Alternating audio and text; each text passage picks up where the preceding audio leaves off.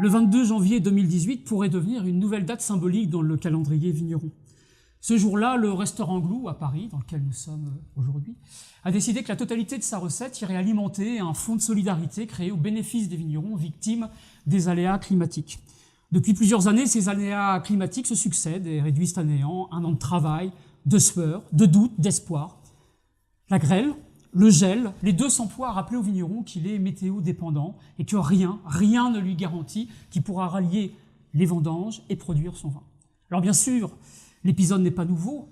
Par exemple, Chablis, qui est connu pour être prospère, a enduré la désolation et l'exode sous les coups de boutoir répétés du gel dans les années 70. Alors plutôt que livrer face à la nature un combat qui serait perdu d'avance, certains acteurs du monde du vin ont déployé de la créativité et inventé de nouveaux modèles pour permettre aux vignerons de survivre à cette météo fatale.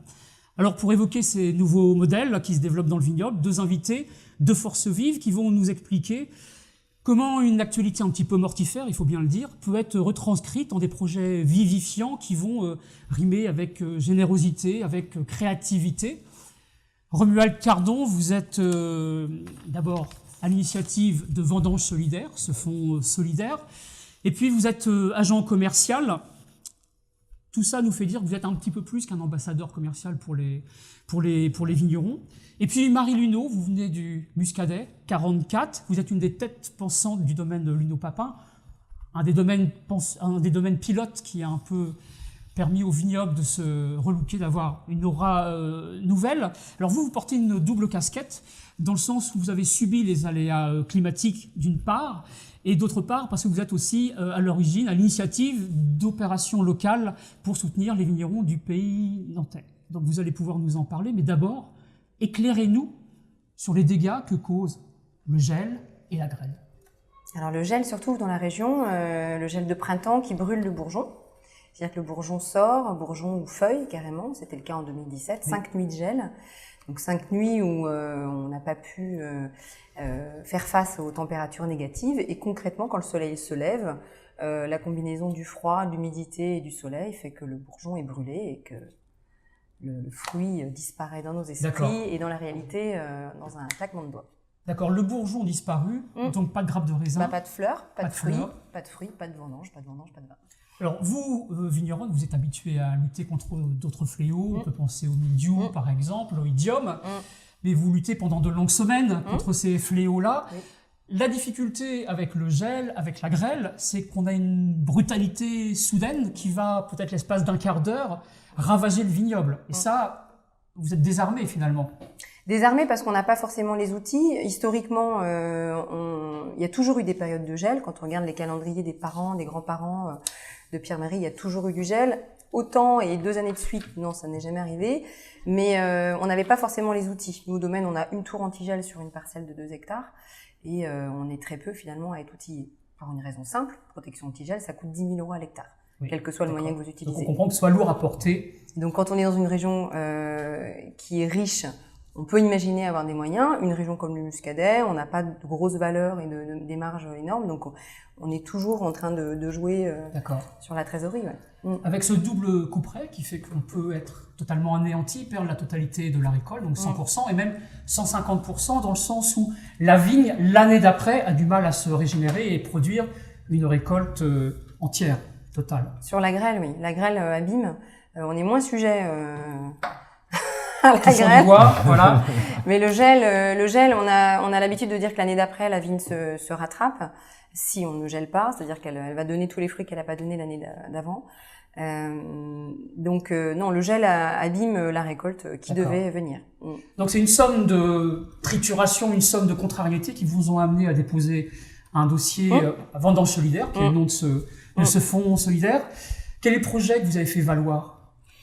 Alors, on en a beaucoup discuté avec Martin, avec Martin, qui est un de tes confrères et amis créateurs du projet, parce que du coup, le dossier qu'on avait déposé au nom de Luneau Papin s'est transformé en un dossier qu'on a donné à un autre vigneron du Muscadet, et puis avec des projets. Solidarité à plein, du coup. Oui, c'est un peu l'idée de la vie, ouais. Mais et puis surtout des projets à court, moyen terme ou long terme avec Vendanges Solidaires Et c'est vrai que ça donne du sens à ce qu'on fait tous les jours. Ouais. Alors justement, c'est plusieurs phrases qui riment avec vendange solidaire. Romuald, vous pouvez nous éclairer un petit peu sur ce qu'est foncièrement le principe, et puis aussi quels sont les critères, parce qu'on pourrait vous soupçonner d'opacité. Qu'est-ce qui fait qu'on choisit un vigneron et qu'est-ce qui fait qu'on va lui attribuer des fonds pour mener un projet? Alors oui, effectivement, ça c'est très important, sachant que moi je suis de la profession, donc on pourrait dire… en tant qu'agent au vin, en vous êtes tant au plus près. qu'agent, j'ai X vignerons dans mon équipe, pourquoi pas aider que cela? Non, l'idée c'est pas ça, l'idée c'est de recruter entre guillemets avec des dossiers de candidature, où en fait chaque vigneron présente déjà… fait un constat de ses dégâts, de ses pertes. Il faut que ça soit plus de 70% de dégâts et de pertes. Donc qui va vraiment pénaliser la pérennité voilà, qui d'exploitation. vraiment pose un problème. La deuxième chose, c'est que on s'est fixé d'avoir des domaines de moins de 10 ans d'exploitation, parce que on peut estimer qu'un domaine de moins de 10 ans peut être plus fragile qu'un, voilà, vis-à-vis des banques, vis-à-vis d'un certain nombre de groupes ou les banques ou les assurances ou autres.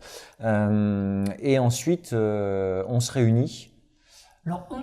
Alors, on est 6. Alors, on est 6 personnes complètement fous de vin. D'accord. Donc voilà, faut l'être, faut avoir l'envie d'être en relation avec le côté humain des vignerons est important aussi, et on l'a tous. Donc il y a un restaurateur, Julien Foin, Aurélie Soubiran qui elle tient un blog, fait des portraits de vignerons. On peut citer le nom du blog, hein, je pense pas que ce soit marouteduvin.com, qui en fait fait des portraits et elle s'occupe aussi de communiquer pour les vignerons. Donc voilà, donc ça c'est une chose importante. Elle est sur le terrain très régulièrement. Ensuite il y a Philippe Lecante. Alors lui c'est l'amateur fou. Qui achète. Donc il prend sur son temps de sommeil. Qui prend sur son temps de sommeil, qui adore le vin, qui est, dès l'instant où on parle vin, il y a les yeux qui pétillent, et voilà. Il achète tout ce qu'il peut acheter modulo 3. Il fait pas des stocks énormes, mais par contre il a un historique dans sa cave qui est vraiment très intéressant. Il serait attristé si demain il pouvait plus acheter de vin. C'est un peu la sauvegarde, la survie de sa propre cave qui l'entretient. C'est pour Philippe en fait.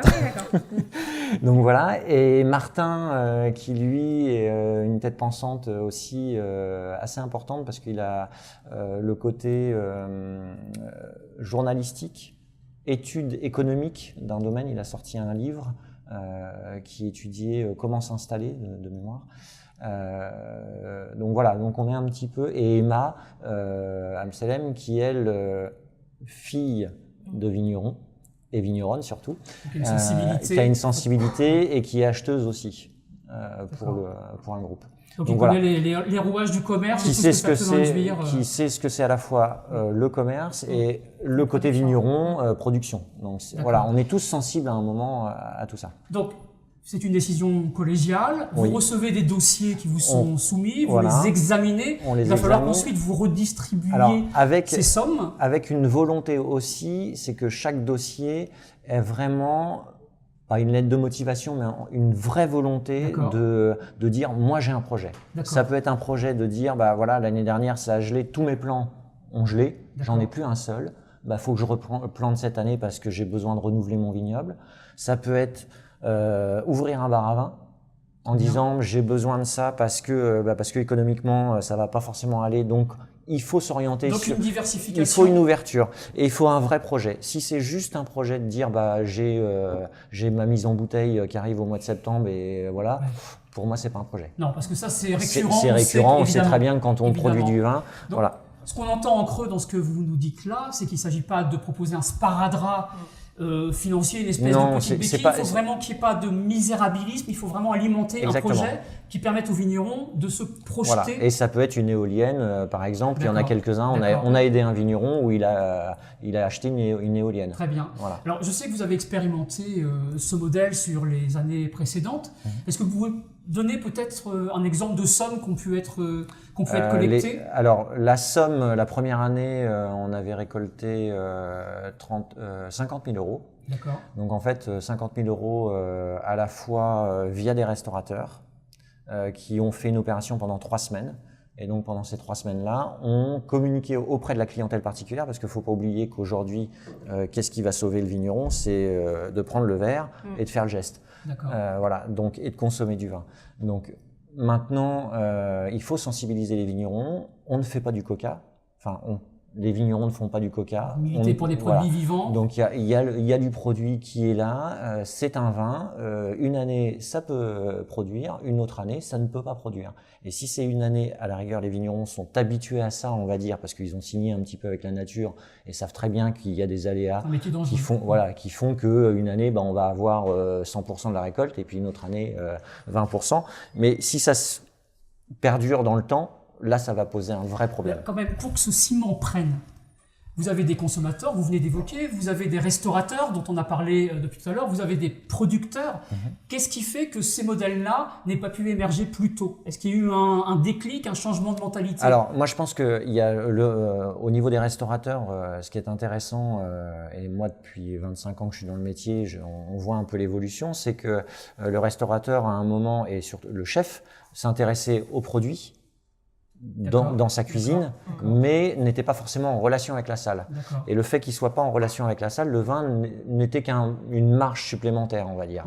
Maintenant, le chef veut que ça soit en concordance. La preuve, c'est qu'un certain nombre font des accords mets et vins proposés comme ça. Donc ça veut dire que le sommelier ou la personne en salle travaille avec le chef, mais en cohésion. Alors, c'est intéressant. Je reprends ce que vous venez de dire pour que tout le monde comprenne bien. J'ai le souvenir d'années passées d'élan de solidarité, par exemple Château Roquefort en Provence, qui avait entièrement vu sa production totalement détruite et avait bénéficié du don d'autres producteurs. Donc la solidarité n'est pas tout à fait neuve. Ce qui est intéressant aujourd'hui, c'est le fait que les professionnels, c'est une capillarité entre les restaurateurs et les vignerons. Entre vignerons, il y a toujours eu de la solidarité. Si un jour un vigneron n'a pas eu le temps de finir de tailler, il suffit de passer 5 coups de téléphone ou 10 coups de téléphone et il y aura tous les vignerons dans la vigne pour tailler. Parce que ça, on sait très bien qu'on doit être solidaire. Maintenant, au niveau professionnel, on vide ça, on vide les vignerons. Moi, si demain, j'ai tous mes vignerons qui grêlent ou qui gèlent, je fais quoi? Il faut faire nombre, il faut faire corps au final. Il faut laver les cuves au domaine. Et ben voilà. Alors, il y a quelque chose qui interpelle malgré tout. Si vous êtes amené à créer de nouveaux modèles, c'est que peut-être les instances, les modèles qui sont déjà en place ont failli. Par exemple, Marie Luneau, on sait qu'il y a des assurances contre la grêle. Donc, quid de ces modèles-là? Alors, c'est des modèles qui, déjà, il faut les contracter, les assurances, parce que ça coûte de l'argent. C'est un peu logique, mais c'est vrai, quand on est un jeune domaine avec une trésorerie assez fragile, voire inexistante, on peut se poser la question de se dire est-ce que je la prends ou est-ce que je la prends pas. Nous, on l'avait prise et on avait pris toutes les options, donc ça va couvrir pour cette année les frais de fonctionnement. Ça ne couvre pas les raisins qu'on n'a pas, effectivement, c'est ce qu'on disait tout à l'heure. Donc vous avez un manque à gagner pour établir, bien sûr. Mais c'est les risques du métier. Enfin, dans ce cas-là, il ne faut pas travailler s'il n'y a pas de risque.